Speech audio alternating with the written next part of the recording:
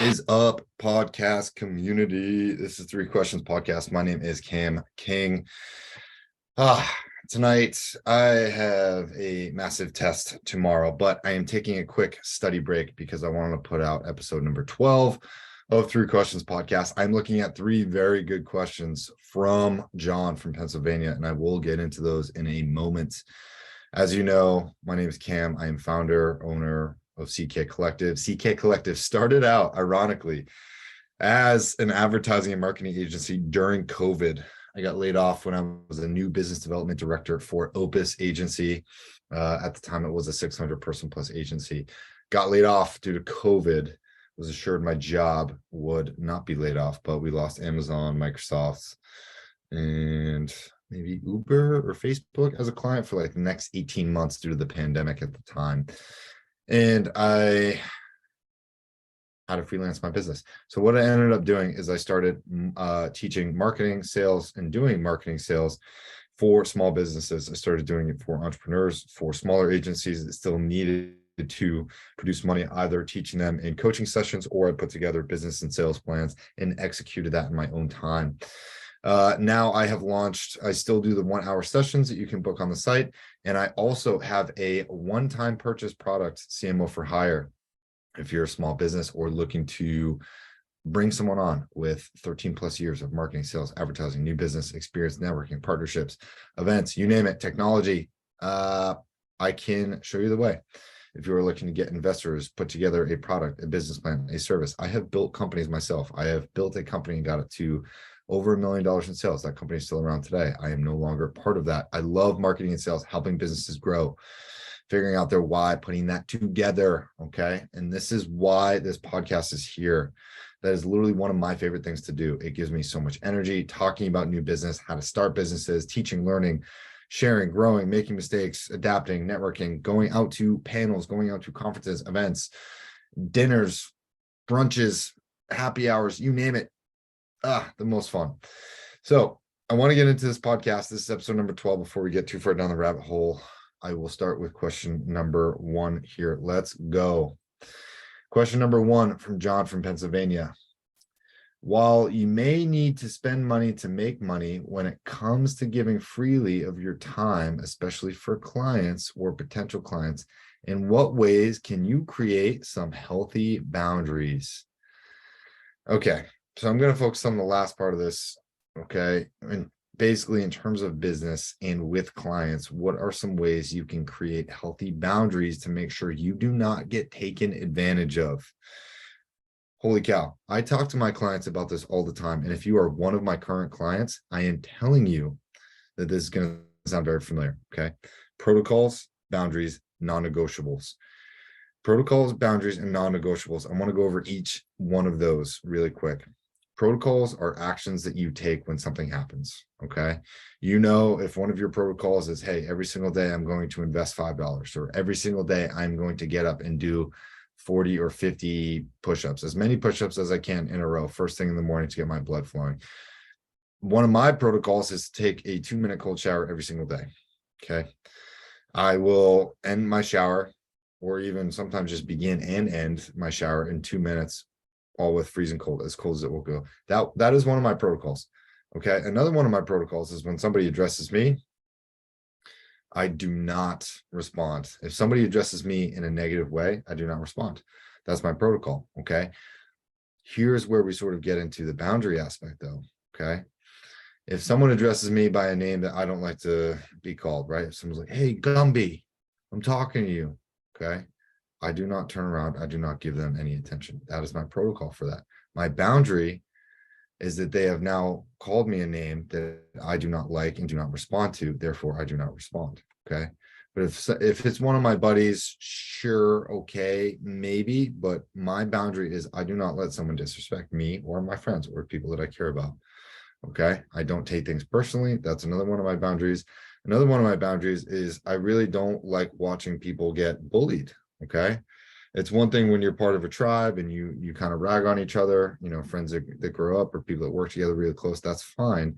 But you always need to be very wary of somebody else's boundaries. Okay. And I think that when you can understand and ascertain what somebody else's boundaries are and own when you cross them, such as hurting somebody else or having them hurt you, it shows a level of maturity that is greatly, greatly respected by all. Okay, so you have your protocols, which are the things that you do each and every single day, regardless of, sun, wind, rain, shine, doesn't matter, snow. Your boundaries are when knowing when somebody crosses them or not, and you being able to sort of say, hey, I don't like that. Okay, please don't do that again. You can tell somebody one time, hey, that's actually crossing a boundary for me. I don't feel healthy with that. Okay, please don't call me by that name. You can tell someone once. The next time, that person loses your attention. That's it. You don't owe them anything. You don't pay them respect. You don't trust them. You can cut people off after boundaries. Your non-negotiables. These are like the ocean liner cruises of your life. Okay. And I'll explain this quick. Your non-negotiables are literally these cruise liners. Okay. Things that you do in your life. A non-negotiable for me, exercise every single day makes everything better. Another non-negotiable for me, spending time with my dog. Another non-negotiable for me, listening to 30 minutes of affirmations at one point all at once throughout my day. It powers me up. These things are non-negotiables in my life. Okay. Calling my family members at least once a week. I'm Italian and Irish. I need to do that. These are non-negotiables, things that are anchored permanently into my life. And around that, I can sort of collectively build everything else. So in terms of creating healthy boundaries, your protocols, and your non-negotiables are those healthy boundaries. If you feel like you are getting taken out of those, you need to have the self-awareness and intuition and spend enough time on your own to say, hey, I feel like people are crossing my boundaries on a consistent basis. That will drain your energy. That will take away your life force. That will make it very difficult for you to stand up for yourself. And the first time you do stand up for yourself, it will be the most difficult, but it gets easier every single time after that. Learn how to say no. Men in this world, and women too, when you can learn how to say no, mean it, walk away, don't need to negotiate, don't need to negotiate with terrorists or negotiate with our minds or negotiate with anybody else, because we have our boundaries, our protocols, and whatever else. Okay, excuse me, boundaries, protocols, and non-negotiables. When you get those things in line, holy cow, life becomes better. Message me if you want to talk more about that. I will make a video on that as well. Question number 2. One day you decide to start a business. What are the 5 steps someone must take/do on day 1? Holy cow. Great question. Okay. I haven't thought about this, but normally if I'm going to make a list like this, I will do it, but I'll do it off the top of my head. Okay. Step number 1, figure out your why. Okay. Why are you starting that business? To make money, to get acquired, to become famous, to get clout, because that's your passion, because you think you can make money at it, because you think you can be best at it. Whatever it is, you need to be brutally fucking honest with yourself. And I'm talking about brutally honest with yourself. Holy shit, this is a passion of mine. I want to start a business here. Okay. You're going to hate that thing at some point, whatever it is. You need to understand that you will sabotage yourself. You will hate what you do day in and day out. There will be ups and downs with starting a business, but you have to figure out your why. That's number 1. Okay. Number 2, figure out who your market is. Who are you trying to sell to? Are you trying to sell to soccer moms? Are you trying to sell to children? Are you trying to sell to everybody? Are you trying to sell to C-suite executives? Are you trying to sell to grandparents? Are you trying to sell to retirees? Are you trying to sell to lawyers? Figure out who the hell your market is. Okay. And then figure out, here's number 3, figure out who your market is, then figure out where they buy. Okay. Figure out where your market buys. Do they buy online? Do they buy local? Okay. What are your competitors doing? Where do people buy the stuff that you are trying to sell? Is it a product? Is it a service? Is it both? Okay. Where do people buy those things? Okay. I'm actually going to turn that into number 4. Is it a product or product, service, or both? I'm going to tell you that one is easier than the other. Okay. Products typically tend to be a little bit easier, but harder to procure or make. Services tend to take up more time. Okay. Products take up more time on the front end because you need to design those things. You need to build them, acquire the parts. All of that stuff takes a little bit of time, but you have to figure out whether you have a product, a service, or both. That is super important. Okay. Last one. What are the 5 steps someone must take and do on day 1? This is a good one. This is a really good one. The biggest thing that you need to do when you are starting a business on day one, you need to ask yourself, am I in it for a long haul? Am I in it for the dip? If you have not read Seth Godin's The Dip, I highly recommend that you get yourself a copy and start reading that book today. He talks about how successful people will quit often and they quit early. Okay. But the people that stay in and work through the dip, they better come out and be the best. Because if you go all the way through the dip and you come out of that and you are still on the bottom rung, you are in trouble, my friend. And this is how really successful, really rich people, great companies, when they see the market coming out of it and they see the potential dips that they're going to have to go through, and they go, you know what, we're not going to come out on top on that. They will quit that project. They will sabotage that project. And I wish more people would do this in life. I wish more people would take a longer look at things and be like, there's going to be some pitfalls there. Am I willing to work through those pitfalls in order to become the best? You have got to ask yourself that question. Am I willing to work through the pitfalls in order to become the best at this? You have to ask yourself that question on day one. And if that answer is no, I'm not willing to work through the pitfalls to become the best, then you have got to hang it up, my friend. Okay. You have got to hang it up and you have got to find some other sort of inspiration, something coming from your intuition, some sort of other creative aspect that you can put forth in this world. The things that you will be willing to work through the dip and all the bad times and all the hard times and all the lack of money and the lack of support and lack of orders, if you're not willing to work through that sort of adversity in order to become the best, in order to provide something of value to other people that are willing to pay you money for it, then you need to hang it up. Okay. But if you are willing to work through that, you have got to work through that. It has got to be a cast or tab mentality. Okay. You have got to say, I would rather die than not be successful here. That is what it is going to take. It is going to take and require some sort of ultimate sacrifice, not literally, but from an emotional and creative investment. You are going to have to put all that you are, all that you can into that one project and work through the dip in order to become the best. And if you're not willing to do that, that business, that project, that idea is not for you. Okay. That's all I got for question number 2. I got a little bit of chills on that, so I hope you did too. Episode 12, 3 questions podcast. Please keep submitting questions. I love when people submit new questions. Question number 3. If you just started a business, what are the 3 things you can do to accelerate revenue? Holy cow. This really relates to your money aspect. I will tell you this. Having an idea for a business is a great thing. And it is something that I think everybody should do. Not everybody has the entrepreneurship bug. Not everybody gets bitten by it. But when you do, it is so great.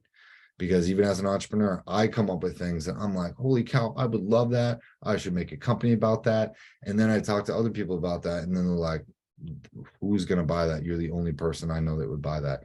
Sure, there's a little bit of healthy amount of skepticism, but here's a better idea. One thing that you can do to accelerate revenue is to ask who you think your potential buyers are, what it is that they want. Okay. Say you're starting a supplement company for, I don't know, military dudes. Okay. How many military dudes have you talked to? What supplements do they take? What do they want in their supplements? How do they want to take their supplements? What are they willing to spend for those supplements? Okay. What's of interest to them? What do they know about supplements? What do they not know about supplements? Maybe you can put a QR code on a supplement thing that has other military guys talking about what this is, right? I don't know. But you need to figure out ways to find out what your potential customers want before you create that product. That's number 1. That's how you can accelerate revenue. Okay. If you're a business owner, an entrepreneur, a marketing person, a salesperson, and you're like, this would be a great product, and you haven't done any sort of market research, dude, you're wrong. Okay. Talk to your freaking customers, figure out what it is that they want, and then sell them the solution. Holy cow. That's how you accelerate revenue. Number 2, partnerships. So many businesses are bad at and terrible at cross-marketing partnerships. This is one of the oldest tactics in the book. Why do you think all these different companies all set up shop in the same malls, right? Because they know that if they bring all of their customers together, they're all going to make money collectively, hopefully, mostly. Okay. When you cross market, you tie yourself to other brands. Okay. You start coordinating a spider web that is going to be able to be built a little bit quicker than if you try to do it all on your own. Okay. No man is an island, right? Reach out to other similar companies, reach out to companies you respect, figure out a way that you can cross market or cross promote, whether it's just on social media or something else. They used to do these things on Instagram called pods. Okay. Groups of businesses would pod together and they would tag each other in mutual posts and share their followers and be like, hey, one day, hey, go to this page, subscribe to them, blah, blah, blah. I'm giving away X, Y, and Z. Tag 3 friends and I'll pick 3 random winners and post them in 24 hours. That used to be huge. Cross marketing is still big and it's still underrated. A lot of people don't do this. A lot of entrepreneurs especially do not do this. You have got to find ways to accelerate revenue. And lastly, here's what I'll say with this. If your products aren't selling, easy solution. You're either targeting the wrong people or you don't have enough customers or you have the wrong products. Okay. So I would say your audience is probably off keel. Okay. Either you're not doing enough new business or you're not doing enough advertising, or the people that you are targeting and advertising is wrong. Okay. Something to think about there for sure. Or your products stink. Did you do your market research? Did those people tell you that those were the products that they wanted? It's an easy yes or no. Only you can be super honest with yourself. And if you're not super honest with yourself, I would ask you why you're not being super honest with yourself. Be honest with yourself. Ask yourself if these are products that you would buy if you saw them on Facebook, on Instagram, anywhere else. Somebody told you about them. Is your product the best? What are you doing to make your product the best in your market? Do you have competitors that are outselling you or have better products than you? You need to figure out where the chink in the armor is, and you have got to start there. You cannot sell bags of shit for thousands of dollars. Okay. And I know companies do that. And I know you're already thinking about some companies that are. Okay. McDonald's will sell you shit in a bag, but tastes pretty good going down, doesn't it? I'm all out of time. That is it for 3 Questions podcast. A pretty spicy one. I think I'm a little bit overwhelmed from studying a little bit too much tonight, but I want you guys to continue submitting questions. You guys are building businesses. You guys are listening to this in order to become better human beings, to become better business people, better CEOs, to be a better version of yourself. And I am here for that. That is what CK Collective is all about. It is not me. It is all of the clients, all the entrepreneurs, all of the businesses. It's a spider web. It's a network. Okay. It's an ethereal network to help you get to the next level of your life and or business and both in relationships. Submit questions on whatever it is that you are working on. I will do research. I will share mistakes, lessons, things from my life to help you get there. I promise. Go book some sessions on my website, ckcollective.co. My email is 3questionspodcast@gmail.com or info@ckcollective.co. I appreciate you guys as always. I hope you have a magnificent day, magnificent week. And remember, what you give, you get to keep. And what you fail to give, you lose forever. So make every freaking day count. Okay. I'm fired up. I'll see you guys in the next one. Don't know when I'm going to post it, but until then, see you later.